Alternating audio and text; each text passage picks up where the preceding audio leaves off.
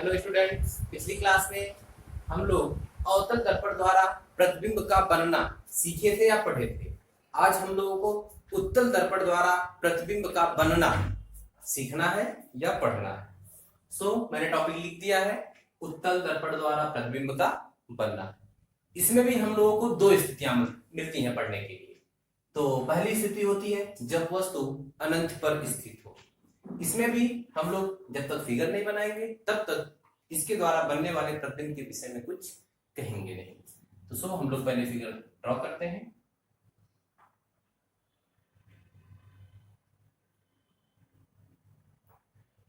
तो ये मैंने बना दिया उत्तल दर्पण।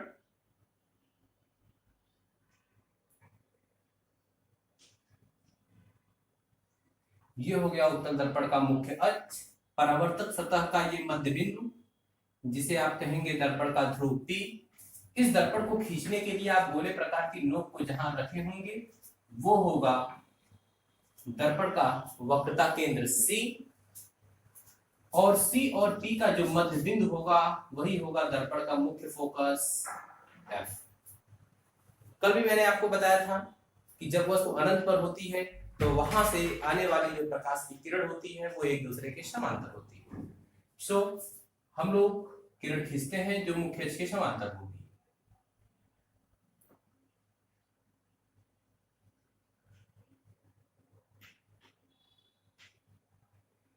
तो प्रतिबिंब बनाने के नियम में हम लोगों ने पढ़ा है कि मुख्य अक्ष के समांतर आने वाली प्रकाश की किरण परावर्तन के पश्चात मुख्य फोकस से आती हुई प्रतीत होती है। अर्थात ये प्रकाश की किरण जब परावर्तित होकर के लौटेगी तो ये लगेगा कि मुख्य फोकस से आ रही है।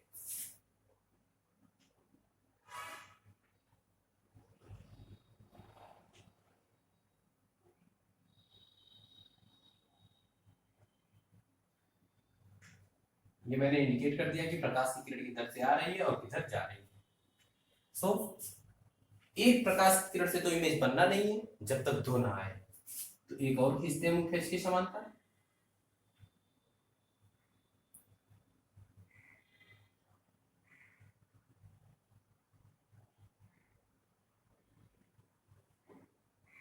तो इसका भी इंडिकेशन मार्क दिखा देते हैं। अब हम देख रहे हैं कि ये जो दोनों प्रकाश की किरणें आ रही हैं ये आफ्टर रिफ्लेक्शन मुख्य फोकस पर मीट कर रही हैं। अर्थात अनंत पर स्थित वस्तु का प्रतिबिंब कहां बन रहा है? मुख्य फोकस पर बन रहा है। एक दूसरे को काट नहीं रही है, काटती हुई प्रतीत हो रही है। प्रतिबिंब कैसा बनेगा? आभासी बनेगा, वास्तविक नहीं बनेगा। और आभासी प्रतिबिंब हमेशा सीधा होता है और वस्तु का आकार सामने प्रदर्शित है।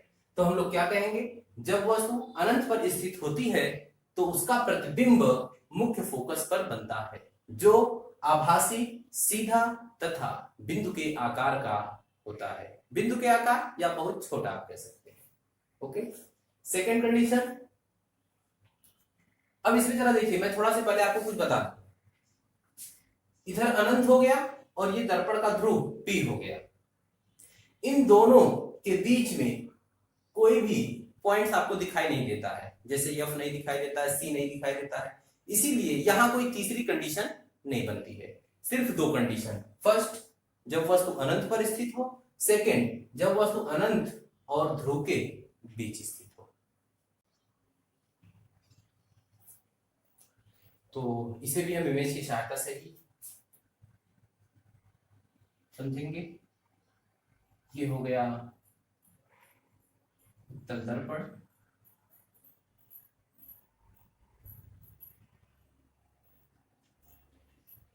ये दर्पण का ध्रुव P, गोले प्रकार की नोक को जहां रखे होंगे आपको वक्रता केंद्र C, और मिड पॉइंट इसका हो जाएगा प्रिंसिपल फोकस। वस्तु को हमें यहां पर दिखाना पड़ेगा। ये मैंने वस्तु को दिखा दिया। चलिए सर, नियम लगाते हैं। क्या कहेंगे? मुख्य अक्ष के समांतर, पहला नियम, मुख्य अक्ष के समांतर चलने वाली प्रकाश की किरण परावर्तन के पश्चात मुख्य फोकस से आती हुई प्रतीत होती है।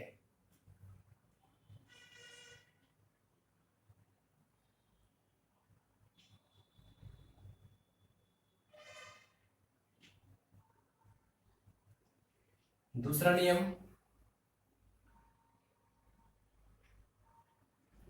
वक्रता केंद्र की ओर निर्देशित।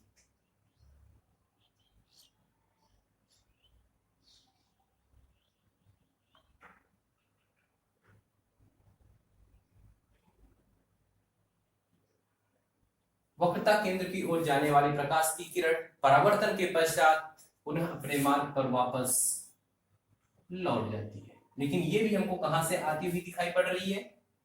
वक्रता केंद्र से। अब ये जो दोनों परावर्तित किरणें हैं एक दूसरे को देखिए यहां पर काट रही है, अर्थात इस वस्तु का प्रतिबिंब किसी बिंदु पर बन रहा है।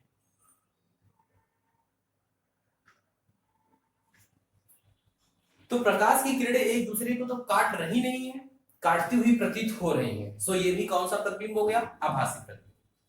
कैसा है? वस्तु से छोटा है और कैसा है? सीधा है। क्या कहेंगे?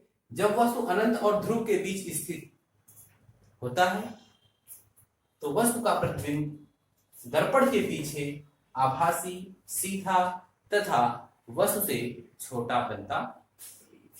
तो ये अवतल दर्पण की दो स्थितियां हो गई। अवतल दर्पण की सिर्फ दो स्थितियां होती है, तीसरी कोई स्थिति नहीं होती है।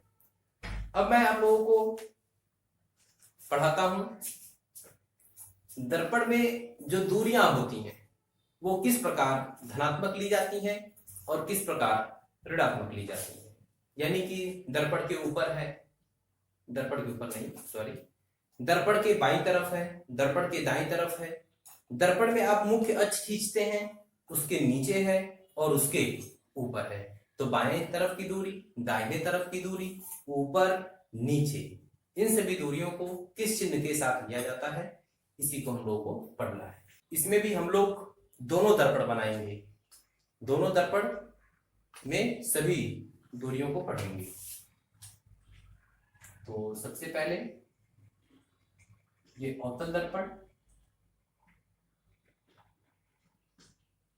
ये हो गया इसका मुख्य अक्ष। दर्पण का ध्रुव होगा, ये मुख्य फोकस और ये वक्रता केंद्र।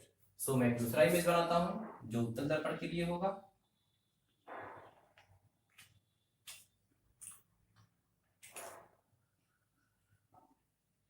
ये हो जाएगा दर्पण का ध्रुव, ये मुख्य फोकस और ये वक्रता केंद्र। तो पहले तो मैं ये समझ लेता हूं कि दूरी इसमें हम लोगों को मिलेगी कहां कहां। वस्तु को आप दर्पण के बाईं तरफ रखेंगे, उसका प्रतिबिंब दर्पण के बाईं तरफ भी बन सकता है और दर्पण के दाहिनी तरफ भी बन सकता है। दो चीजें हो गई, यानी कि हमें क्या जरूरत है? दर्पण के बाएं की दूरी और दर्पण के दाहिने की दूरी। तीसरी चीज, वस्तु दर्पण के मुख्य अक्ष के ऊपर होगी, यानी कि ऊपर की दूरी, और मुख्य अक्ष के नीचे की तरफ बनेगा प्रतिबिंब, यानी कि नीचे की दूरी। सो इन चार दूरियों के चिन्हों के विषय में हम लोगों को जानना है। तो ये जो बाईं तरफ होता है,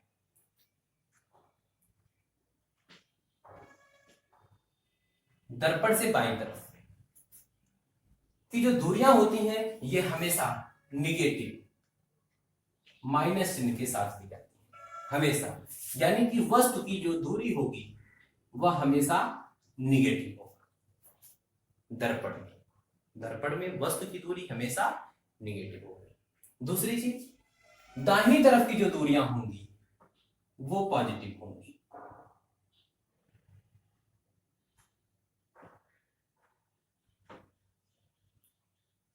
दाईं तरफ की दूरी पॉजिटिव, बाईं तरफ निगेटिव हो गया और दाहिनी तरफ पॉजिटिव हो गया।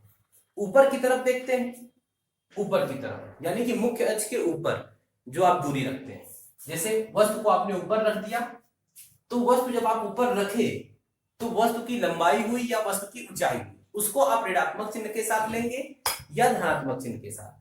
तो मुख्य अक्ष के ऊपर की जो दूरी होती है उसे धनात्मक चिन्ह के साथ लिया जाता है।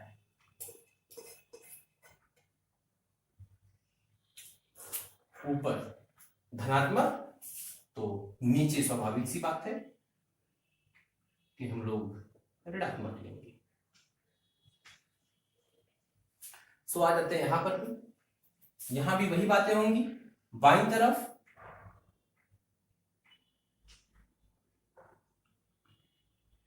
निगेटिव यानी ऋण चिन्ह, दाईं तरफ पॉजिटिव, और ऊपर थोड़ा मैं चिन्ह लगा देता हूं,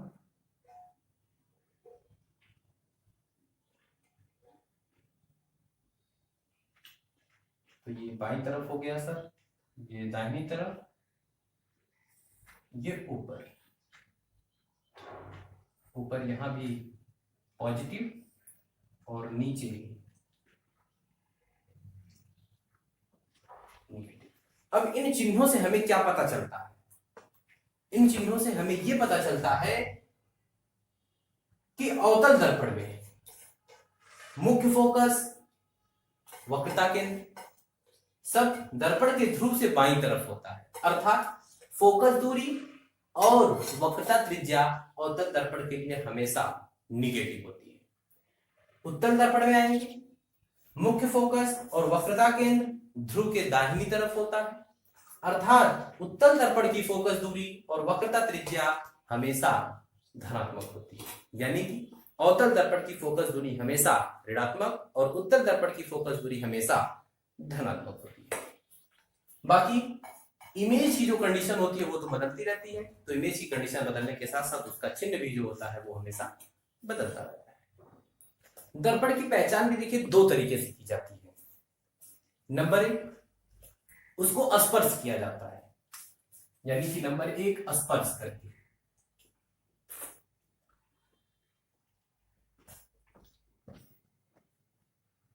नंबर दो, प्रतिबिंब देखकर, यानी कि दर्पण में आप प्रतिबिंब देखेंगे और प्रतिबिंब देख के बताएंगे कि दर्पण कैसा है, अवतल दर्पण है या उत्तल दर्पण है। तो पहले मैं आपको बताता हूं स्पर्श करके। स्पर्श करने में भी लोग अपने अपने अलग अलग तरीकों को प्रयोग में लाते हैं। जैसे मैं आपको बताऊं कि आप अपने हाथ में दर्पण ले लीजिए, दर्पण को लीजिए और उसको टच करिए। अगर दर्पण पूरा समतल दिखाई पड़ता है तो वो समतल दर्पण हो गया। अगर दर्पण बीच में दबा हुआ है और किनारे उठा हुआ है तो वो अवतल हो गया। और यदि दर्पण किनारे पर नीचे की तरफ है और बीच में उठा हुआ है या उभरा हुआ है तो वो उत्तल दर्पण हो गया। इमेज में आप जानते हैं, जैसे ये मैंने बना दिया, ये समतल दर्पण हो गया, ये पूरा प्लेन होगा, इधर से आप टच करेंगे तो। अवतल दर्पण आप देखेंगे तो ये बीच में दबा हुआ होगा और किनारे पर उभरा हुआ, तो ये अवतल दर्पण हो जाएगा। और अगर उत्तल दर्पण की बात होगी तो ये बीच में उभरा हुआ होगा, किनारे पर दबा हुआ, तो ये उत्तल दर्पण हो जाएगा। ओके। एक दूसरी भी विधि है, इसमें क्या होता है कि जैसे ये आपने एक समतल दर्पण बना दिया, ये समतल दर्पण हो गया, और ये मैंने बना दिया अवतल दर्पण, और ये मैंने बना दिया उत्तल दर्पण। इसमें छड़ रखी जाती है।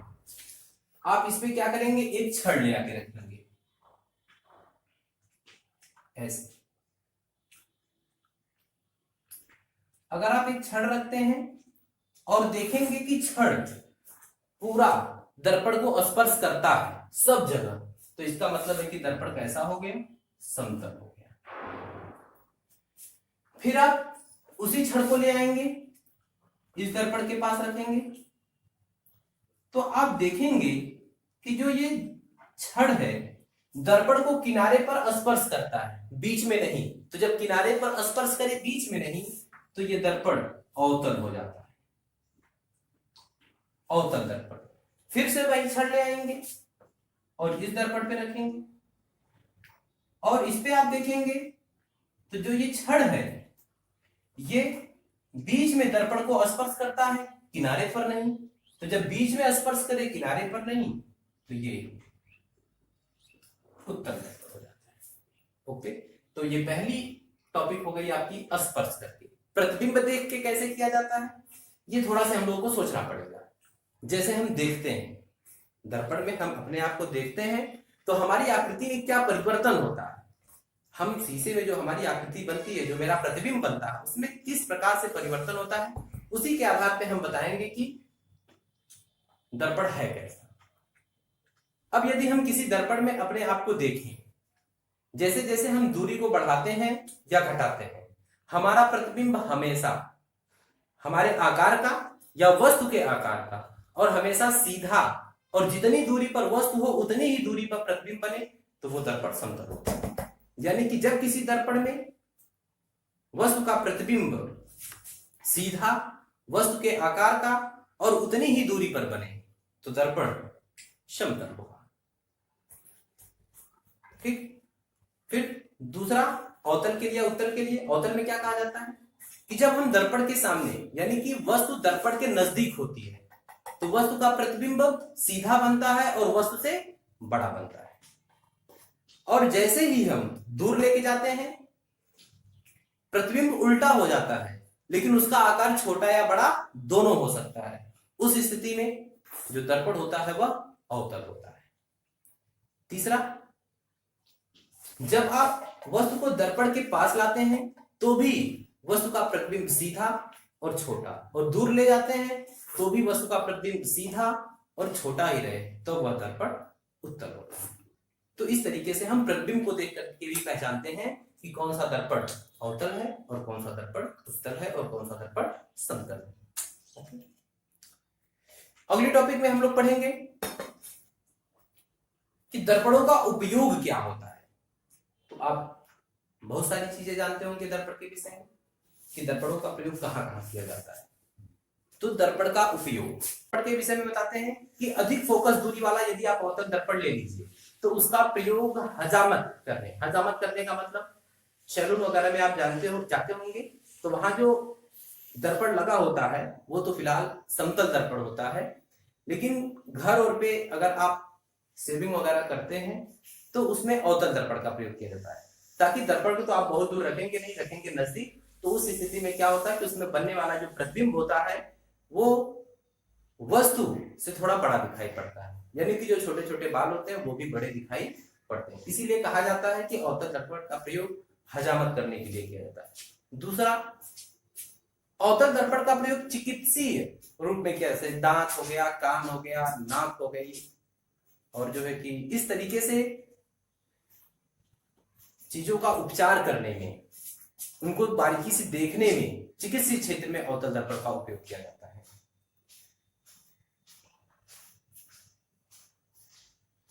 तीसरी चीज, प्रकाश को अधिक क्षेत्र में प्रकाशित करने के लिए भी हम लोग अवतल दर्पण का प्रयोग करते हैं। और कहा जा सकता है कि जो ट्रेन वगैरह की हेडलाइट होती है या सर्च लाइट होती है, उसमें भी हम लोग अवतल दर्पण का प्रयोग करते हैं। तो ये दो तीन उपयोग मैंने आपको बता दिया कि अवतल दर्पण का प्रयोग कहाँ कहाँ किया जाता है। इसके बाद हम लोग देख लेते हैं कि उत्तल दर्पण का प्रयोग क्या है। उत्तल दर्पण का उपयोग, तो उत्तल दर्पण के उपयोग के विषय में आप एक चीज जानते हैं कि जैसे आप कोई भी गाड़ी चलाते हैं, जैसे 2 व्हीलर हो गया, 4 व्हीलर हो गया, उसमें जो साइड मिरर लगा होता है, जिसको आप पार्श्व दर्पण भी बोलते हैं, ठीक है, तो वो जो मिरर या पार्श्व दर्पण होता है वो उत्तल दर्पण लगा होता है। उसका भी कारण होता है कि उसमें पहली बात तो हम लोग जानते हैं कि उत्तल दर्पण में जो इमेज बनता है वो हमेशा सीधा बनता है। तो अगर आप बगल में लगाए हैं पीछे की वस्तु का प्रतिबिंब देखने के लिए, तो उसमें तो प्रतिबिंब सीधा ही बनना चाहिए, वस्तु नजदीक हो या बहुत दूर हो। अगर सीधा नहीं बनेगा तो भाई आप कंफ्यूज होंगे कि गाड़ी सीधे आ रही है कि उल्टे आ रही है। तो इसीलिए हमेशा उसमें उत्तल दर्पण का प्रयोग किया जाता है, ताकि उसमें बनने वाला जो प्रतिबिंब हो वो हमेशा सीधा बन सके। दूसरा, आप सुने होंगे बाजारों में जो स्ट्रीट लाइट वगैरह होती हैं, बाजार में या शहरों में जो स्ट्रीट लाइटें होती हैं उसमें भी उत्तल दर्पण लगा होता है। तो ये दो आपके लिए बहुत हो गया। इसके बाद हमें पढ़ना है दर्पण की फोकस दूरी f, दर्पण से वस्तु की दूरी u तथा प्रतिबिंब की दूरी v में संबंध। ये जो संबंध होता है ये भी दोनों दर्पणों के लिए होता है, अवतल दर्पण के लिए भी होता है, उत्तल दर्पण के लिए भी। तो अभी मैं अवतल दर्पण के लिए f u v में संबंध पढ़ाता हूँ। तो ये फिगर मैंने ड्रॉ कर दिया। फिगर ये ड्रॉ करना अब आप जान गए। इसमें देखिए वस्तु की स्थिति को वक्रता केंद्र और अनंत के बीच रखा गया है। तो पिछली क्लास में हमने पढ़ा है कि जब वस्तु वक्रता केंद्र और अनंत के बीच स्थित होती है तो उसका प्रतिबिंब वक्रता केंद्र और मुख्य फोकस के बीच बनता है। जो वास्तविक होता है उल्टा होता है और वस्तु से छोटा होता है। सो इमेज बनाना आप जानते हैं। इसमें मैंने थोड़ा सा काम किया है कि P और F के बीच की दूरी को F से डिनोट कर लिया, ये भी आप जानते हैं। P और C के बीच की दूरी को R से डिनोट कर दिया, ये भी आप जानते हैं। बशर्ते U और V को आप नहीं जानते। तो वस्तु की दूरी को U से डिनोट किया जाता है और प्रतिबिंब की दूरी को V से। तो दर्पण से वस्तु की दूरी को मैंने U से डिनोट किया है और दर्पण के ध्रुव से वस्तु की दूरी को U से डिनोट किया है और दर्पण के ध्रुव से प्रतिबिंब तक की दूरी को V से डिनोट किया है। यही दो काम इसमें मैंने बढ़ाया है। और तीसरा काम, ये मुख्य अक्ष के समांतर से प्रकाश की किरण जा रही थी, तो ये दर्पण के बिंदु D पर टकराती है। तो उस बिंदु D से मैंने मुख्य अक्ष पर एक लंब डाला है, DN। ठीक, अब मैं पूरी कहानी फिर से एक बार बताता हूं कि माना M1 M2 एक अवतल दर्पण है जिसके सामने AB एक वस्तु रखी गई है। इस वस्तु AB का A' B' एक प्रतिबिंब बनता है जो वास्तविक, उल्टा और वस्तु से छोटा होता है। अब इसमें हम फिर फार्मूले के या सूत्र के डेराइव की ओर बढ़ते हैं। इसमें हम थोड़ा सा गणित का प्रयोग करेंगे। देखिएगा, इसमें देखिए एक त्रिभुज आपको ये दिख रहा है ABC, या आप कह सकते हैं ACB, और दूसरा त्रिभुज दिख रहा है A'CB। ये जो वस्तु है ये भी मुख्य अक्ष पर लंब है और ये जो प्रतिबिंब है ये भी मुख्य अक्ष पर लंब है। अर्थात ये भी समकोण त्रिभुज हुआ और ये भी समकोण त्रिभुज हुआ। कह सकते हैं कि ये दोनों त्रिभुज क्या है, समरूप है। तो हम लिखेंगे त्रिभुज ACB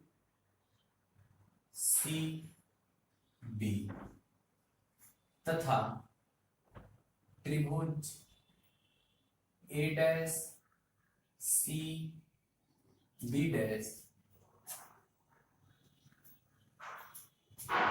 समरूप है। जब ये समरूप होंगे तो हम लोग समरूप के नियम से क्या लिख सकते हैं, या त्रिभुज की समरूपता से लिखा जा सकता है AB upon A' B' equal to AC upon A'C। इसको मैं मान लेता हूं इक्वेशन। जिस प्रकार से ये दोनों त्रिभुज समरूप हुए उसी प्रकार से ये दोनों त्रिभुज भी समरूप होंगे। पुनः त्रिभुज F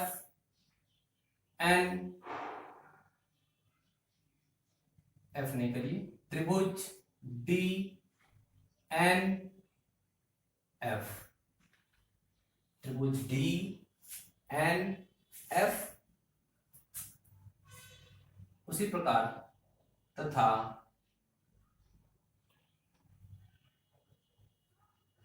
B'A'F, त्रिभुज B'A'F समरूप है।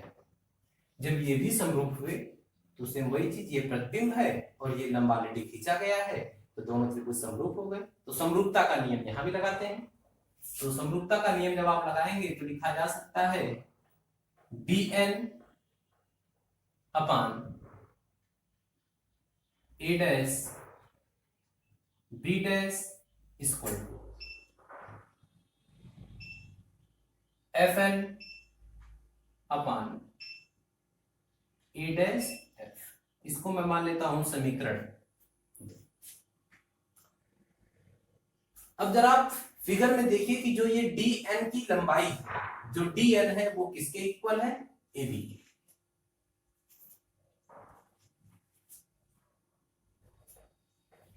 तो हम लोग लिख सकते हैं परंतु dn equal to A B. तो समीकरण 2 से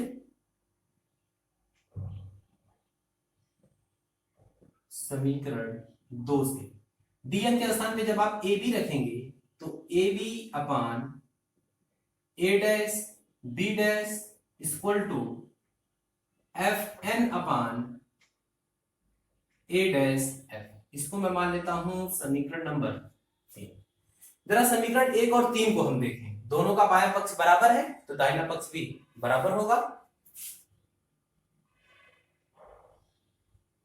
समीकरण 1 व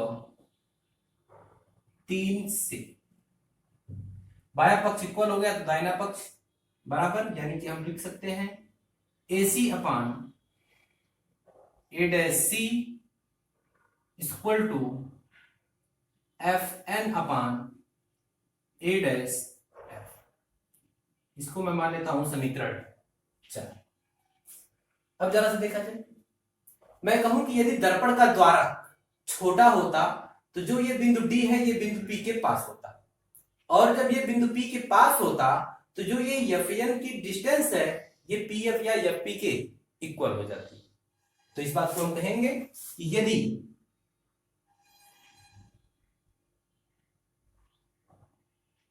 दर्पण का द्वारा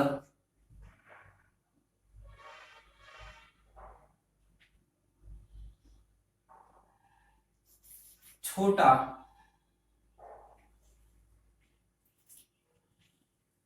होता तो बिंदु डी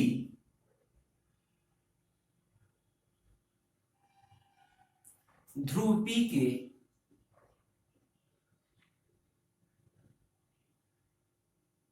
निकट होता।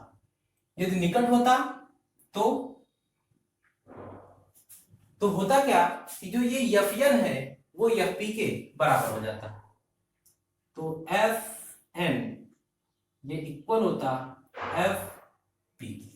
जब एफ एन एफ पी के इक्वल होता तो हम लिख सकते हैं समीकरण 4 से।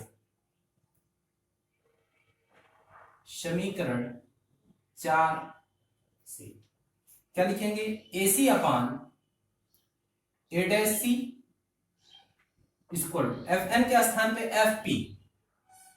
F P upon A dash F.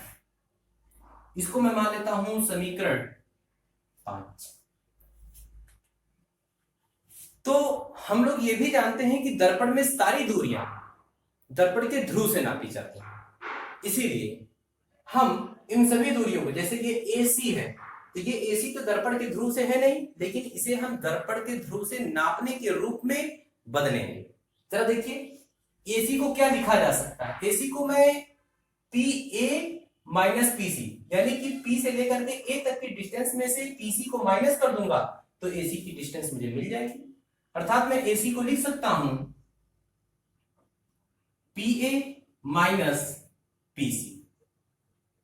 अब जरा देखा जाए A डैश C को, सेम वही काम, PC में से PA डैश को माइनस कर दो, PC माइनस PA डैश, ये इक्वल हो गया। ये ऑलरेडी FP इसमें ध्रुव शामिल है, इसे हमें नहीं बदलना है। A डैश F इसमें भी वही काम करना पड़ेगा, PA डैश में से PF को माइनस कर देता हूं तो PA डैश माइनस PF। तो ये इसमें जितनी भी दूरी शामिल है ये सब दर्पण के ध्रुव से शामिल हो गई। अर्थात अब हम फिगर में से देख देख करके इन सभी दूरियों को लिख लेते हैं कि इसमें PA क्या है, PC क्या है। तो जरा देखा जाए, P से लेकर के A तक की डिस्टेंस U है, U, लेकिन मैंने आपको बताया है कि दर्पण में ध्रुव के बाईं तरफ नापी जाने वाली दूरी ऋणात्मक होती है। अर्थात PA को हम लोग क्या लिखेंगे, माइनस U, ये माइनस यहां से। फिर PC को देखिए, PC वक्रता त्रिज्या जिसे हम R से डिनोट करते हैं, ये भी बाईं तरफ, अर्थात ये भी निगेटिव, जिसे हम लिखेंगे माइनस R अपन। फिर से PC minus R minus P A dash. P A dash को देखिए, पी ए डैश की जो डिस्टेंस है वो भी है, वो भी बाईं तरफ है, इसीलिए minus equal to P F या एफ पी को देखिए, ये दर्पण की फोकस दूरी एफ बाईं तरफ है तो minus F upon A dash F, A dash minus F, sorry P A dash, P A dash को देखिएगा, ये क्या है, प्रतिबिंब है भी, तो माइनस भी, फिर से ये माइनस पी एफ फोकस दूरी माइनस। अब इसको हम थोड़ा से सिंपल करने का वर्क करते हैं, ये हो जाएगा माइनस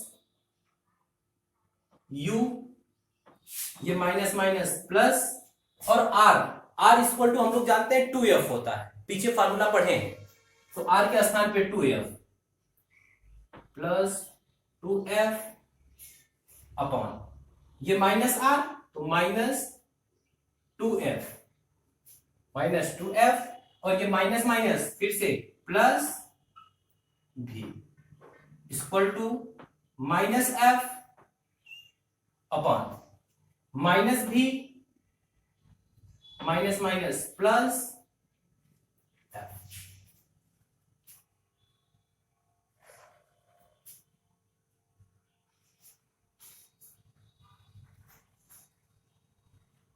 इसके बाद हम क्या करेंगे, इसी का क्रॉस मल्टीप्लाई कर देते हैं, इसका मल्टीप्लाई इधर और इसका मल्टीप्लाई इधर कर देते हैं, minus you plus 2f, minus you plus 2f का जो मल्टीप्लाई है वो हो जाएगा माइनस भी प्लस एफ में, माइनस भी प्लस एफ, तो माइनस 2f प्लस बी का ये इक्वल है माइनस, ये हो गया minus you plus 2f multiply हो गया माइनस बी प्लस एफ में, अब ये माइनस 2f प्लस बी,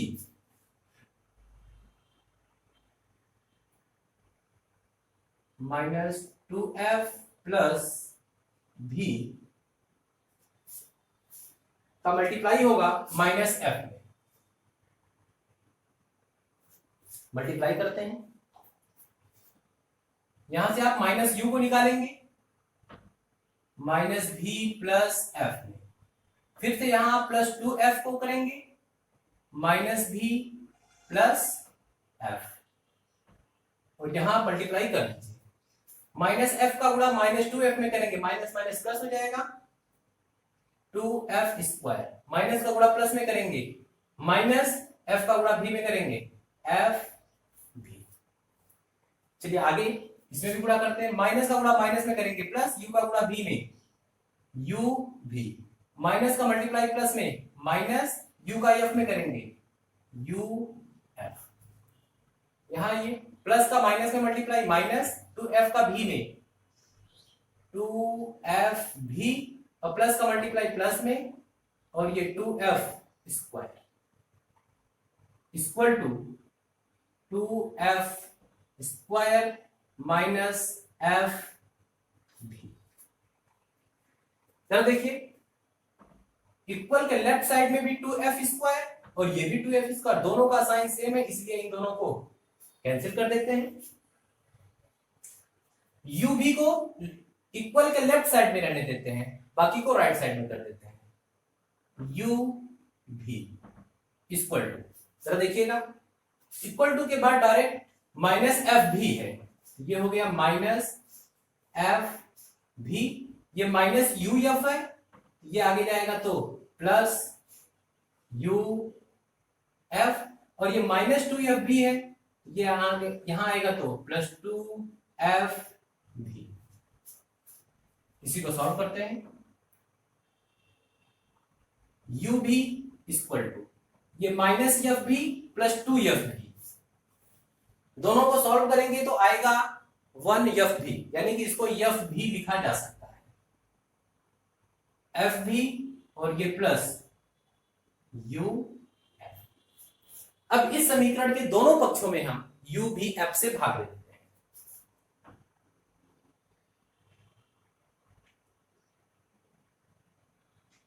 दोनों पक्षों में यू भी एफ से भाग देने पर, जब आप भाग देंगे ये हो जाएगा यू भी अपान यू भी एफ इक्वल टू एफ भी अपान यू भी F plus U F upon you भी एफ। यहां से यू भी से कैंसिल हो जाएगा, मिल जाएगा आपको 1 upon F equal to F भी से कैंसिल हो जाएगा 1 अपान यू प्लस यहां पर यू एफ से कैंसिल हो जाएगा, बच जाएगा 1 अपान, तो हम लोग को एक फार्मूला मिल जाएगा 1 upon F equal to 1 upon U plus 1 upon V. इसी को हम लोग कह सकते हैं या करके दूसरे भी फॉर्म में 1 upon F equal to 1 upon भी प्लस 1 अपान। तो सर ये फार्मूला रहा अवतल दर्पण के लिए, किसमें? दर्पण की फोकस दूरी f, प्रतिबिंब की दूरी v और वस्तु की दूरी u में। सेम यही फार्मूला अगली क्लास में हम लोग पढ़ेंगे उत्तल दर्पण। Thank you.